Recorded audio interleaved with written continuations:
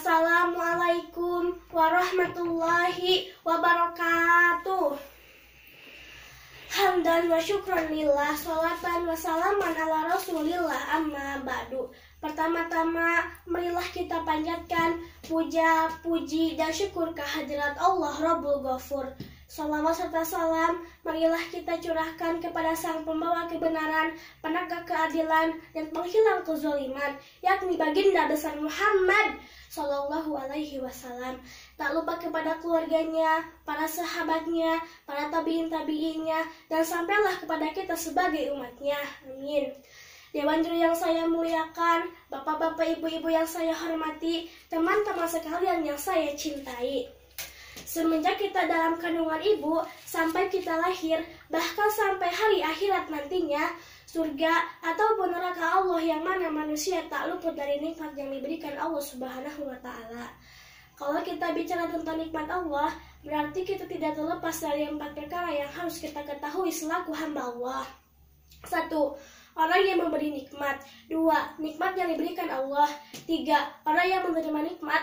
Dan 4. Ucapan syukur terhadap nikmat yang diberikan Allah. Ma'asyiral kaum muslimin rahimakumullah. 1. Orang yang memberi nikmat. Orang yang memberi nikmat adalah Allah. Dialah yang menambah dan mengurangkan nikmat yang ada pada diri insan. Kalau Allah berkehendak untuk menambahnya, maka tak seorang pun yang dapat menolaknya. Begitu pun sebaliknya, kalau Allah berkehendak untuk mencabut nikmat yang ada pada diri manusia, juga tak seorang pun yang dapat mempertahankannya. Kenapa demikian? Karena iradatullah fawqa kulli iradah. Kehendak Allah di atas segala kehendak. Manusia hanyalah bisa berencana bikin ini dan itu. Namun keputusannya terdapat kepada keputusan Allah, meskipun sebelumnya perkara itu telah diputuskan oleh Allah. Meskipun kita sudah punya 1001 macam rencana, namun semua itu tidak berarti apa-apa jika sang pemberi nikmat tidak merestuinya. Betapa banyak kita lihat orang tua sang anak menginginkan anaknya sekolah tinggi, namun tak semua orang tua memperoleh keinginannya yang seperti itu. Kadangkala sang anak tidak sadar bahwa orang tuanya bersusah payah mencari nafkah untuk keberhasilan anaknya. Namun, semua itu merupakan kehendak sang pemberi nikmat. 2. Nikmat yang diberikan Allah. Secara garis besar, nikmat yang diberikan Allah kepada umatnya manusia terbagi 2. Yang pertama, nikmat ijad. Artinya, mengadakan nikmat yang belum ada. Yang kedua, nikmat imulad, yaitu nikmat yang diberikan Allah ada kelanjutannya. Nikmat yang paling nikmat yang diberikan Allah adalah nikmat iman dan kesehatan. Kalaulah manusia menghitung nikmat Allah yang ada, meskipun dibantu oleh komputer atau alat teknologi lainnya, tak seorang pun yang sanggup menghitungnya. Ranting-ranting dijadikan pena, daun-daun sebagai bukunya, dan lautan sebagai tintanya. Belum tentu cukup untuk nikmat Allah yang diberikan kepada manusia. Wa inna ta'udu nikmatillahi la tahsyuha. Dan jika kamu hitung nikmat Allah, niscaya tak akan sanggup kamu menghitungnya. 3. Orang yang menerima nikmat Allah. Sikap manusia saat menerima nikmat Allah tidaklah sama. Ada orang yang menerima nikmat Allah, ketika dia menerima nikmat yang diberikan oleh Allah, lalu dia tidak ingat akan yang memberikan nikmat kepadanya. Dan ada pula orang yang ketika menerima nikmat dari Allah, dia ingat akan orang yang memberikan nikmat kepadanya, sehingga akan terlancarlah dari mulutnya kata-kata yang baik dan bernilai ibadah di sisi Allah. Orang yang seperti inilah yang akan ditambah nikmatnya oleh Allah. Sehingga dalam surat Ibrahim ayat 7 Allah berfirman, La in syakartum la azidanakum wa la in kafartum inna adabi lasadid. Artinya, sungguh jika kamu mensyukuri nikmatku, akan kutambah nikmat yang kuberikan kepadamu. Dan jika kamu kufur terhadap nikmat yang kuberikan, niscaya azabku sangat pedih.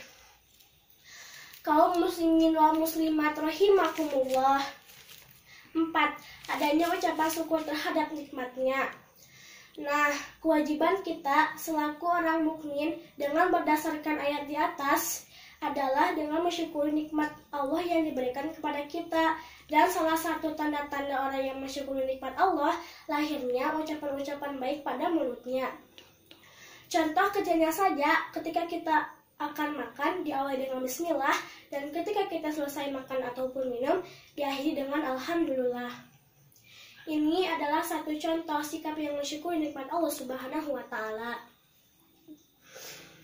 Lafal yang mengatakan syukur kepada Allah sangatlah banyak. Salah satunya yang paling baik adalah lafal pujian, yakni alhamdulillah. Lafal ini apabila dibaca oleh seorang yang beriman, dia ringan pada lidah namun sangatlah berat pada timbangan.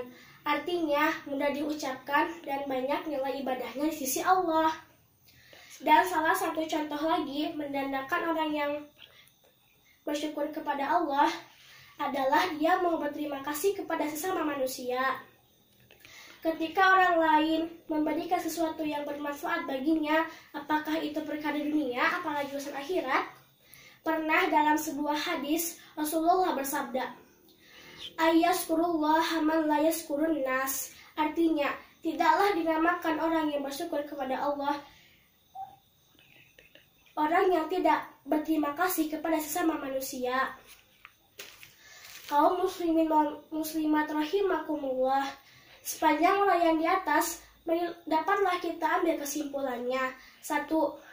Marilah kita mensyukuri nikmat Allah yang diberikan kepada kita dengan jalan mentaati segala perintahnya dan menjauhi segala larangannya. Karena dengan itulah seorang manusia akan memperoleh derajatnya yang paling mulia di sisi Allah. 2. Berdasarkan surat Ibrahim ayat 7, manusia akan diazab apabila meninggalkan syukur kepada Allah. Namun sebaliknya, apabila kita bersyukur, tentu nikmat yang ada akan ditambah oleh Allah. Good night, selamat malam. Good morning, selamat pagi. Saya sudahi dengan salam. Semoga kita berjumpa lagi. Wabillahi taufiq wal hidayah. Wassalamualaikum warahmatullahi wabarakatuh.